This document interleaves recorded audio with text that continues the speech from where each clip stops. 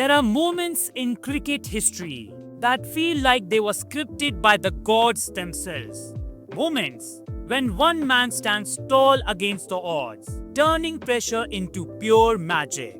And one such moment unfolded in the summer of 1985 when an Indian fast bowler, yes, a fast bowler, not a spinner, decided he wasn't just going to play the game, he was going to own it. That man was none other than Kapil Dev. What he did that day wasn't just brilliant, it was outrageous, fearless, and downright magical. The kind of performance that leaves even the opposition shaking their heads in disbelief. So grab your popcorn and buckle up, because this isn't just a cricket story, it's pure theatre, stitched together with a red ball, roaring ambition, and a man on a mission.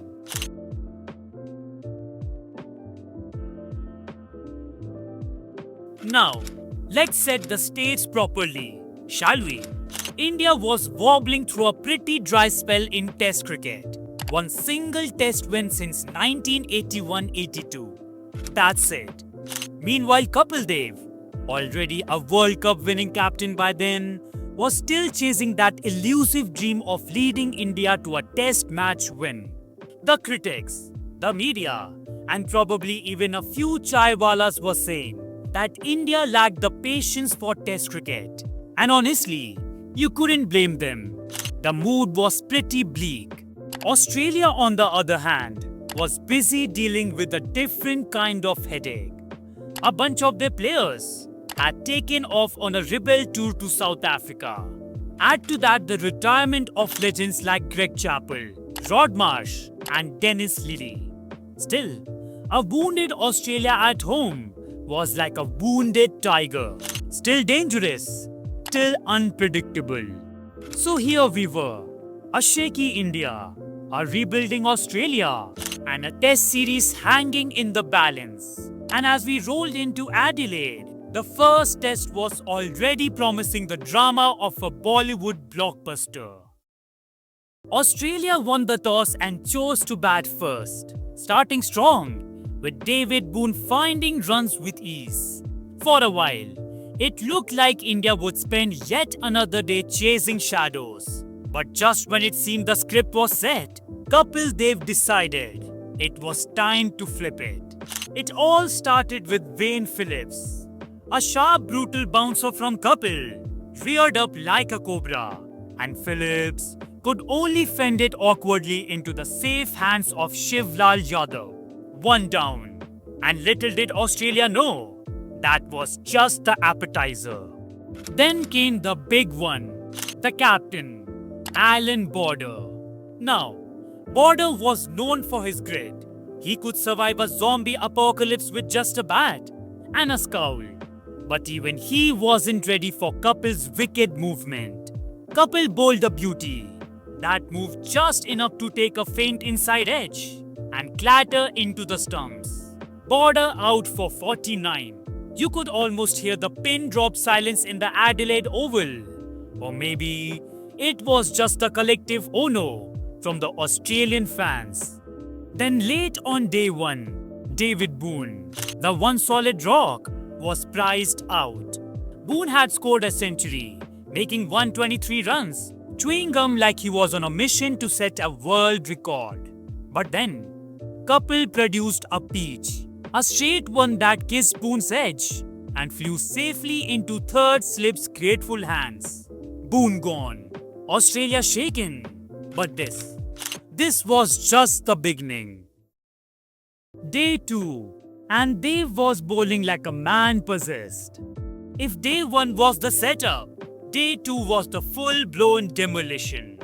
The Adelaide wicket had just enough bounce and movement, and Kapil, reading it like an open book, peppered the batsman with sharp bouncers. Every ball seemed to whisper, "Good luck surviving, mate." The overnight batsman Greg Ritchie, who'd survived day 1 looking comfortable, suddenly found himself taking blows like a boxer cornered against the ropes. Then, Kapil unleashed his magic. First came Greg Matthews, A wicketly straight ball wrapped him on the pads. Out. LBW. No questions asked. The umpire raised his finger so fast, you'd think he was late for lunch. Next, it was Greg Ritchie's turn. The one brave soul still hanging on couldn't survive either. Kapil sent in a good length ball, just enough movement to catch the edge, and Syed Kirmani behind the stumps made no mistake. Out for 128. Well played, mate, but bye-bye.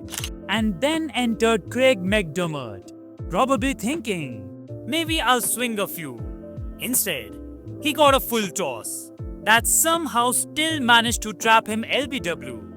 It's almost poetic. A full toss, LBW, and a confused McDermott wondering what just hit him. At this point, Kapil had grabbed 3 wickets in just 2 overs. And boy, you could see it. He was hunting now. Bruce Reed edged to Gavaskar, and Merv Hughes soon followed, edging one to wing circle.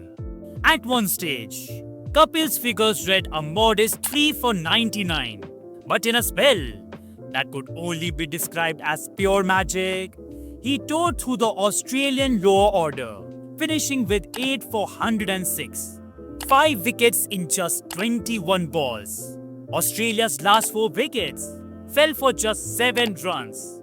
From 5 for 374, they collapsed spectacularly to 10 for 381. And if cricket was a movie, this would be the plot twist nobody saw coming. Kapil's variations, his clever use of bounce, swing, both conventional and reverse, and his unrelenting pressure meant the Aussies were gasping like fish out of water. It was, simply put, one of the greatest spells by an Indian pacer on Australian soil. India's response with the bat was magnificent. The boys weren't here just to admire Kapil's bowling. Oh no, they came to bat. And how?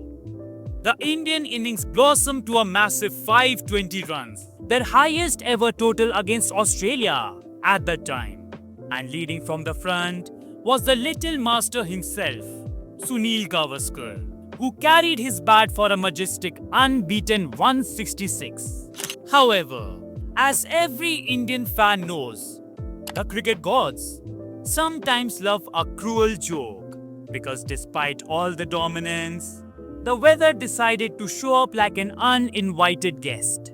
Around 300 minutes of play were lost due to rain, and with Australia at 17 for 0 in the second innings, the match was frustratingly called a draw.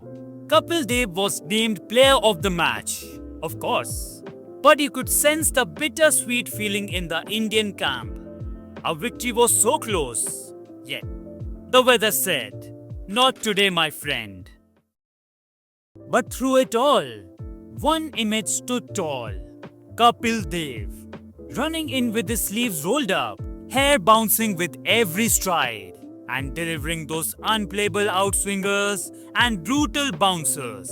Years may have passed, but Adelaide will always echo with the roar of Kapil Dev's heroics. A day when grit met glory, and an Indian fast bowler shook the cricketing world on foreign soil. So guys, that's it for today's video. If you wish to see how Sunil Gavaskar almost single-handedly defeated England, or how Sachin Tendulkar dismantled Australia without playing a single cover drive, click on the videos being displayed on your screen. Don't forget to like, share and subscribe to my channel for more videos like this. Until next time, keep watching this beautiful game. See you soon.